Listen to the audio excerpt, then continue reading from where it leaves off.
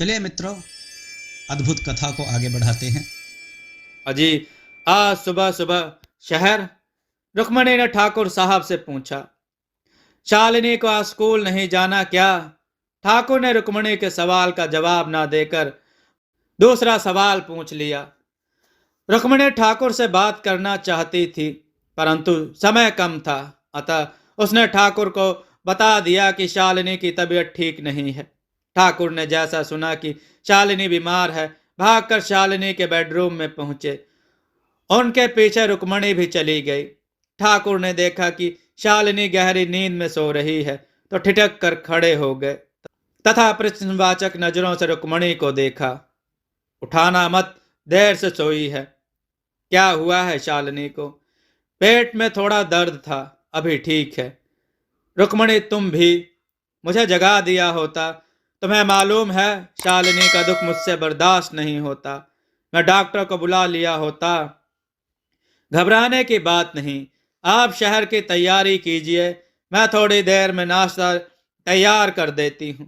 कहने के पश्चात रुक्मणी बाथरूम की तरफ बढ़ गई। ड्राइवर ने जीप स्टार्ट कर लिया। बगल की सीट पर ठाकुर बैठ गए। रुक्मणी भी उनको तिलक लगाने जीप तक आई। शाम तक तो लौट कर आ जाएंगे आप? शालिनी ठाकुर को टीका लगाते हुए पूछी।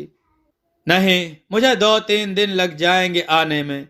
शालिनी का ख्याल रखना। ठाकुर शालिनी के स्वास्थ्य को लेकर चिंतित थे। हाँ, मैं ख्याल रखूंगी, उसकी चिंता आप मत करिए। आप लौट कर आइए, फिर आपसे कुछ बात करनी है। रुक्मणी ड्राइवर की ओर देखकर ठाकुर से बोली, चलो पेट्रोल पंप से डीजल की टंकी भी फुल करवा लो। ठाकुर ने ड्राइवर से बोला। रुक्मणी एक पतिव्रता भारतीय नारी थी, परंतु ठाकुर की एक बात उसको पसंद नहीं आती, और वह बात थी रुक्मणी की बातों को इग्नोर करना। ड्राइवर ने गाड़ी आगे बढ़ा दिया। ठाकुर ने रुक्मणी की तरफ देखा भी नहीं। रुक्मणी ठाकुर पर जान छिड़कती थी, जबकि उसके विपरीत ठाकुर की तरफ से उसको दर्द ही मिलता था। दोनों बेटे भी बाप की तरह मतलबी थे। बड़े होने के बाद कभी भी माँ के पास बैठकर बात नहीं करते थे। केवल शालिनी ही माँ का ख्याल रखती थी। रुक्मणी अभी इसी ख्यालों में गुम थी, और जब तंद्रा भंग हुई तो वह घर के अंदर आ गई, क्योंकि ठाकुर जा चुके थे। शालिनी अभी भी सो रही थी। रुक्मणी उसके पास बिस्तर पर बैठ गई और उसके बालों को सहलाने लगी। शालिनी ने आंख खोलकर मां की तरफ देखा और फिर आंखें बंद कर लिया। बेटी, एक बात पूछूं? बोलो मां। शालिनी सिंह ने आंख खोलकर मां को फिर देखा। पंकज कैसा लड़का है? बहुत अच्छा है मां, एकदम गोरा, सुंदर और सुशील। वह योग भी करता है। शालिनी बोली। पसंद है तुमको? रुक्मणी जानना चाहती थी। मां, तुम कहना क्या चाहती हो? कुछ नहीं, बस यूं ही पूछ लिया। शालिनी अपनी मां के इस सवाल को सुनकर हैरान हो गई। रुक्मणी शालिनी की नजरों से बचने के लिए किचन में घुस गई। शालिनी की घातक नजरें रुक्मणी का पीछा कर रही थी। शालिनी सिंह ने बिस्तर छोड़ दिया और बाथरूम में चली गई। उसकी भावनाएं आहत होती जा रही थी। कोई भी उसको समझने की कोशिश नहीं कर रहा था। सभी उसको और पंकज पांडे को प्रेमी और प्रेमिका के रूप में देख रहे थे। शालिनी सिंह ने अब निर्णय लिया था कि वह पंकज पांडे का अपनी पढ़ाई में कोई हेल्प नहीं लेगी, जिससे अफवाहों पर लगाम लगाया जा सके। आज शालिनी सिंह स्कूल नहीं गई, उधर पंकज पांडे स्कूल गया और उसकी निगाहें शालिनी सिंह को ढूंढ रही थी। कारण था उससे स्पष्ट बात करना कि वह उसकी पढ़ाई में कोई मदद नहीं करेगा। पंकज सिंह ने क्लास की एक लड़की रूही, जो शालिनी सिंह के थोड़ा करीब थी, से शालिनी के बारे में पूछा, तो उसने मुस्कुराकर कहा कि लगता है पांडे जी को शालिनी के बिना दिल नहीं लग रहा है। पंकज पांडे को बुरा तो बहुत लगा, परंतु वह रूही से उलझकर बात तो बढ़ाना नहीं चाह रहा था। वह चुपचाप पढ़ाई में लग गया। ठाकुर साहब अपने दूर के रिश्तेदार से मिलने शहर पहुंच गए। उनका मकसद शालिनी का रिश्ता खोजना था। वहां उन्होंने अपने रिश्तेदार से एक अच्छा रिश्ता बताने के लिए कहा। रिश्तेदार ने एक दो अच्छे रिश्ते के बारे में बताया और ठाकुर साहब ने उनमें से एक रिश्ते के लिए हामी भर दिया। एक हफ्ते बाद लड़की देखने की बात तय हुई और ठाकुर गांव को वापस लौट आए। जब रिश्ते की बात उन्होंने अपनी पत्नी रुक्मणी को बताया तो वह नाराज होकर बोली, देखिए, आपने अभी तक जो भी किया मैंने कभी मना नहीं किया, परंतु मैं अपनी 17 वर्ष की बेटी, जो छोटी सी बच्ची के अरमानों की बलि नहीं चढ़ने दूंगी। कुछ लोगों ने अफवाह क्या उड़ाया, आपने बेटी की पढ़ाई छुड़ाकर हाथ पीले करने की बात करने लगे। लोगों की बातें सुनने के बाद आपको बेटी से सत्य जानना चाहिए था। क्या जानूं, उसने उस 2 कौड़ी के ब्राह्मण से नजदीकी बढ़ाने से पहले नहीं सोचा कि मेरी मान और सम्मान का क्या होगा। तुम घर के अंदर रहती हो, समाज का सामना मुझे करना पड़ता है, तुमको नहीं। ठाकुर ने अपनी एक बात एक सांस में कह दिया, कुछ भी हो जाए मैं ये शादी नहीं होने दूंगी। शालिनी अपनी पढ़ाई के प्रति गंभीर है और उसकी शादी पढ़ाई खत्म होने के बाद ही होगी। आज पहली बार रुक्मणी सिंह ने ठाकुर के फैसले का विरोध किया था। अगले दिन पंकज पांडे स्कूल जा रहा था। रास्ते में उसको शालिनी सिंह जाती दिख गई। अच्छा मौका था शालिनी को खबरदार करना कि वह उससे मदद न ले, जिससे उनके बारे में उड़ रही अफवाहों को हवा न मिले। पंकज पांडे दौड़कर शालिनी सिंह के नजदीक पहुंचा और धीरे से आवाज दिया, शालिनी। शालिनी सिंह ने पीछे मुड़कर देखा। पंकज पांडे को देखकर एक मुस्कुराहट होठों पर तैर गई। हाँ कहो पंकज, कैसे हो? पंकज पांडे का चेहरा एकदम सपाट था। उसने शालिनी सिंह की ओर देखा, फिर नजरें झुकाते हुए बोला, शालिनी, मैं तो ठीक हूं, परंतु तुम्हारे पापा ने मेरे पिताजी को घर बुलाकर अपमानित किया था। उन्होंने तुम्हें और मेरे बारे में आरोप लगाया। उनका कहना था कि मैं तुम्हारे पीछे पड़ा हूं। पंकज ने अपनी स्थिति स्पष्ट किया। पंकज, जिस समस्या से तुम जूझ रहे हो उसी समस्या का सामना मैं भी कर रही हूं। परसों तुम नहीं आए थे, मैथ्स के सर जी से मैं हेल्प लेने गई थी तो उन्होंने तुम्हारा नाम लेकर मेरे ऊपर आरोप लगाए थे। शालिनी भी पंकज को घटना की पृष्ठभूमि समझाना चाह रही थी। पंकज, तुमने मेरी बहुत हेल्प की, जिसकी मैं शब्दों में बयान नहीं कर सकती। उसके लिए धन्यवाद। अब आज के बाद हम और तुम बात नहीं करेंगे। शालिनी ने स्पष्ट करते हुए पंकज की तरफ देखा, लेकिन पंकज तो उसके पास था ही नहीं।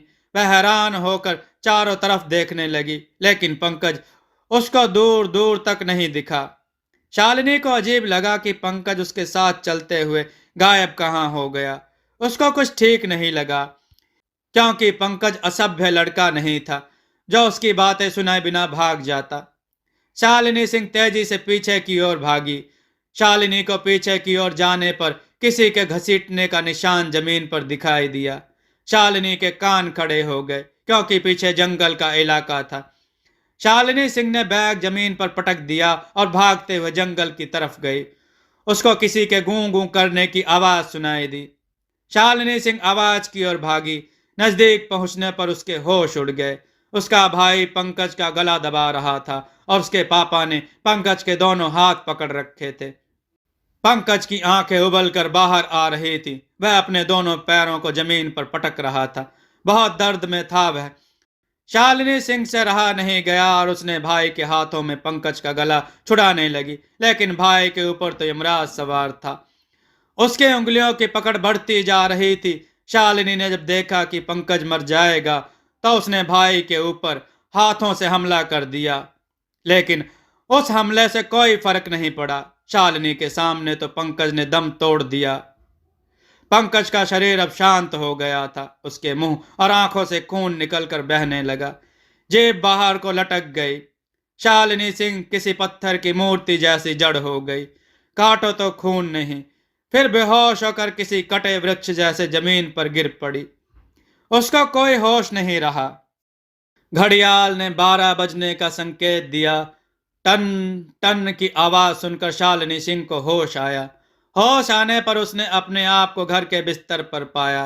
शालिनी ने अपने आसपास के माहौल का जायजा लिया। उसके पास के टेबल पर टोकरी में कुछ एक फल और खाने की प्लेट रखी हुई थी। समय दोपहर का था, क्योंकि खिड़की से धूप छनकर बिस्तर पर आ रही थी। सुबह की घटना शालिनी के दिमाग पर चलचित्र जैसा चलने लगी। घटना को सोचकर उसका सीना किसी धौंकने के मानिंद धड़कने लगा।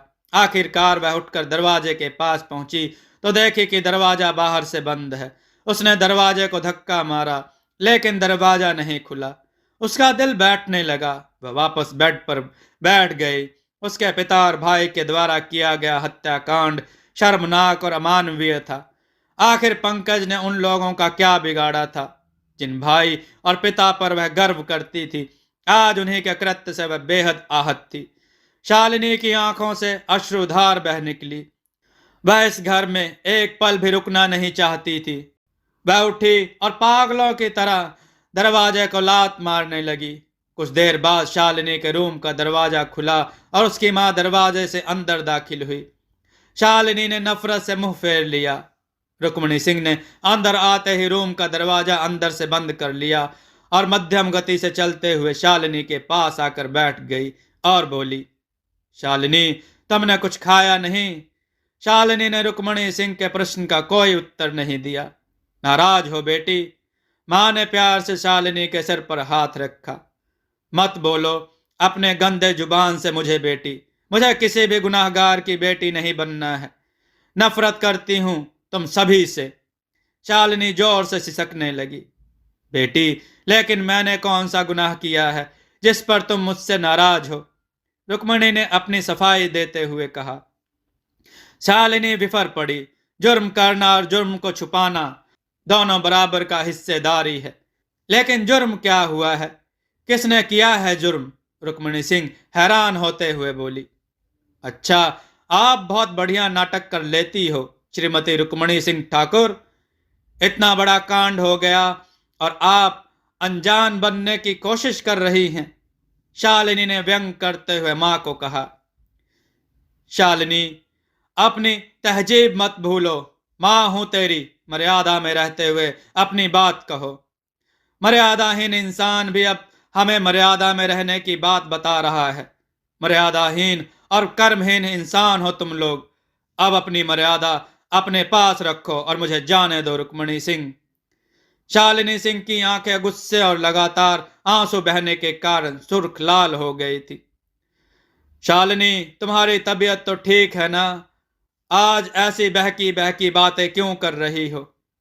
मां, रुक्मणी सिंह के चेहरे पर निराशा और हैरानी के मिले जुले भाव नजर आ रहे थे। शालिनी ने रुक्मणी के सवालों का जवाब नहीं दिया और दरवाजे की तरफ बढ़ने लगी। रुक्मणी ने शालिनी को दरवाजे की ओर बढ़ते देखकर उसकी तेजी से लपकी और शालिनी का रास्ता रोक लिया। शालिनी, तुम बाहर नहीं जा सकती।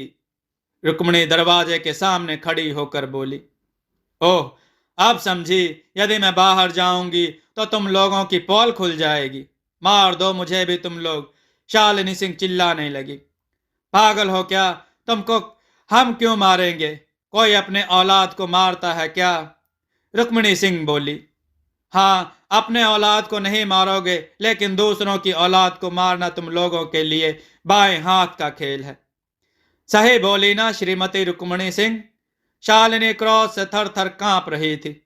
किसको मारा हमने? कहानी मत सुनाओ, सीधे से बताओ। रुक्मणी हैरान थी और शालिनी की बातें उसके जहन में नहीं बैठ रही थी।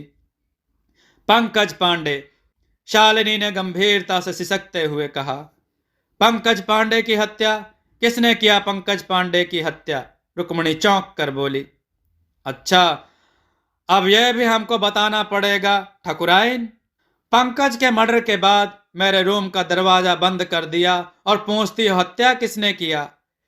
शालिनी गुस्से के कारण आपे से बाहर हो गई। दरवाजा तो मैंने तुम्हारे पिताजी के कहने पर लगाए थे। उन्होंने कहा था कि तुमको बाहर नहीं जाने दूं।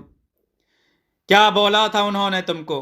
कहा था कि उन्होंने तुमको पंकज के साथ देख लिया था और तुमको उससे मिलने से रोके रखना है। रुक्मणी सिंह ने सत्यता बताई। उन्होंने तुमको यह नहीं बताया कि पंकज का उन्होंने क्या किया? शालिनी विफर पड़ी। नहीं, उन्होंने कहा कि वे पंकज के घर वालों से बात करेंगे। पंकज को पापा और भैया ने मेरे आंखों के सामने बेरहमी से मार दिया माँ। शालिनी जोर से रोने लगी। क्या हुआ, मुझे साफ साफ बताओ शालिनी, रुक्मणी सिंह हैरान होते हुए बोली। शालिनी ने पूरा किस्सा अपनी माँ को बता दिया। बात खत्म होते होते रुक्मणी सिंह के पैरों ने जवाब दे दिया और वह धम से जमीन पर बैठ गई। उनके मुख से बस एक वाक्य निकला, हे ईश्वर, इस कुल को डूबने से बचा लो। ठीक उसी वक्त ठाकुर ने शालिनी के कक्ष में प्रवेश किया। मित्रों, कथा का यह भाग आपको कैसा लग रहा है कमेंट में अवश्य लिखिएगा और कमेंट में जय श्री राम लिखना ना भूलिए। दोस्तों, आपको यह कथा कैसी लगी अपने विचार और सुझाव कमेंट में जरूर दें। हमारी कथाओं को लाइक करें, हमारे चैनल को सब्सक्राइब करना ना भूलें, हमारी कथाओं को शेयर जरूर करें जिससे लोगों को अच्छा ज्ञान प्राप्त हो। जय श्री राम भक्तों।